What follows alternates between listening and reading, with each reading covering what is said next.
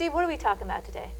Well, we're talking about a lot of things. I think one of the subjects that came Objection, non-responsive. up.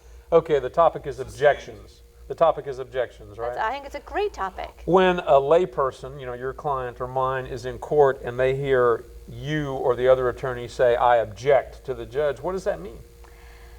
Great question. And what do you do if you're the client or you're the witness on the stand and you hear an objection? First of all, if you're the witness, stop talking. Well, let's take a step back. What is the purpose of an objection? Do you know? Yeah, an objection has to do with the admissibility of testimony or evidence. Or a question's improper. Or a question is improper. Okay. So, for example, if you're on the witness stand and I'm asking you a question, and you say, well, so-and-so told me this, that's what we would frequently call hearsay. Right. So a person who's not in the courtroom has told you something that you're repeating in court, and you're repeating it as a truthful statement. This is a true statement. The other attorney might say, I object. So first question is, why is the attorney making an objection? Right, so they have to have an evidentiary basis to make the objection. There has to be a reason, and that reason has to be codified in the statute. We call them evidentiary objections. So there has to be a basis. In this case, that would be a hearsay objection. You're testifying about what somebody else said outside of court. Okay, so an objection, first and foremost, is an interruption to get the court's attention that what is occurring is not proper. Would you agree with that? Right. And most of the time, it's because the question violates evidence rules. Right. Sometimes the question could just be improper, though, right? So, for example, if I was cross-examining you and I said, Ms. Shewmaker, isn't it true that you're a nasty shrew? Well, And that would draw an objection as being the ultimate issue, or irrelevant, or argumentative. So sometimes a question in the way it's formed is improper. Would you agree? Agree. Okay. So the first thing is, when a witness is on the stand and here's the word objection, so if I'm preparing you for trial and you're as my witness, I should probably tell you prior to trial, if the other side objects, what do you do? Stop talking if you're the witness. Stop talking. Now, that is not the time for the witness to argue with the other attorney. I'm going to finish what I'm saying. And you can tell the witnesses or parties who have not been prepared by their attorneys, for instance, the witness who responds to the objection, Right. Which is not appropriate. And we have seen that happen. Right. So if you're the witness, stop talking, because then the other side has an opportunity to respond to the objection. So the only proper thing for someone who is testifying to do when they hear the word objection is to stop talking. Right. Okay. And await guidance. The judge will say you can answer the question, or the attorney who's asking the questions will move on to the next question if the judge rules that it was an improper question. But let me ask you this, Patty.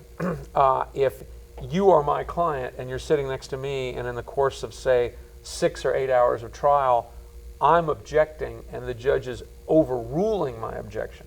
What is, if I say objection and the judge says overrule, what does that mean?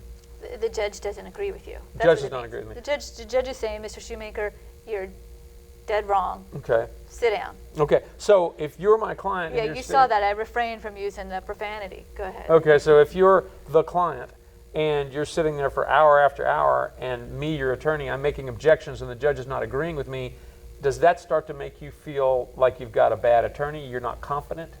What does that do? And that's a great question. There could be a couple things going on there. Tell us. One thing that could be going on is that your attorney is a little overzealous, and it could be that the judge wants to hear the evidence, and the judge might be getting upset with your attorney because your attorney is impeding the progress of the trial.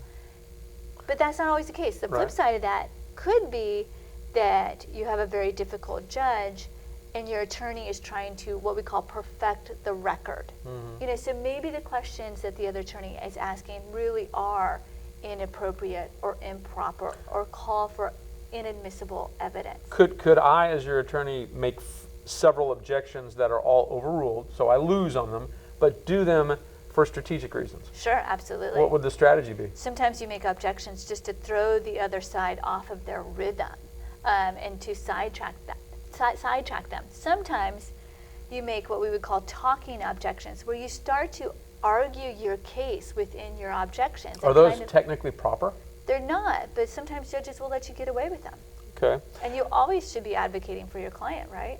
I agree.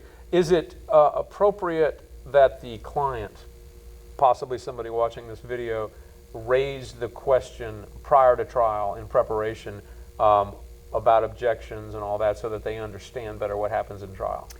If they know enough to do that, you know, They would if they watch this video. Absolutely. Okay. But the attorney should be talking to them about that and about the flow of trial and examinations and the possibility of objections. In fact, a good attorney, when they prepare their examinations of a witness, will be thinking about the objections. Because sometimes you ask questions that you know are inappropriate or improper, but you ask them anyway to see if you can get away with it, or just to put that idea out there in the judge's mind or even the jury's mind. Okay. So, would you say that at Shewmaker and Shewmaker, we really strive to make sure our clients are prepared for trial, which means they understand what's going to happen in a courtroom? We do, and in fact, a lot of times when we rehearse direct and cross-examinations, we will throw in objections as we go along, so our clients are even aware of what some of the potential objectional things might be that we come across in trial. Okay. But there's a lot that goes into it. But that's one of the things that makes trial fun for attorneys, not necessarily for the clients. But we have found that our clients appreciate the level of preparedness that we spend to talk to them before trial, so that they don't walk into a courtroom and get shocked by a lack of preparation. So give us a call, Shewmaker and Shewmaker. Thank you.